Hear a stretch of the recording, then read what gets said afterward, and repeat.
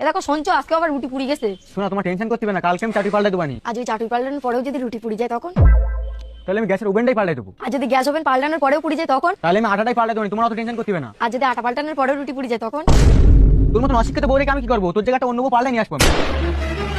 কি বললে তুমি? এছাড়া আর কি করতে বলছো তুমি আমার? তুমি তো এও বলতে পারতে যে তুমি বসো, আমি রুটি বানাই দিচ্ছি। কোথা কর, এলে রুটি কর, যা বেলুন ধর। তুই কি তাহলে আমার কোনো কথাই শুনবি না? ওই কালো ছেলেটার সাথে তুই প্রেম করলি? এ কি করে রে ওই ছেলেটা? আদর করে। এ রাহুল, বাড়ি না কিচ্ছু নেই, তুই এই টাকাটা আর ব্যাগটা নিয়ে একটু বাজার করে নিয়ে আয় দিন।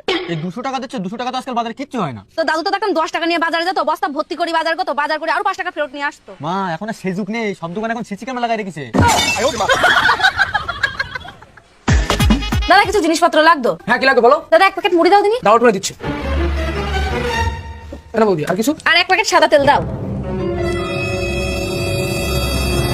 দাদা 20 টাকা দাও, একটা পুরি দাও দিন।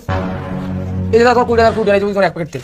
দাদা কত হয়েছে আমাদের? তোমার হয়েছে তেল হয়েছে 115 টাকা, আর 10 টাকার মুড়ি, টোটাল হয়েছে তোমার 125 টাকা। ঠিক আছে দিচ্ছি। ও মা, এগুলো হিসাব করে নি তো?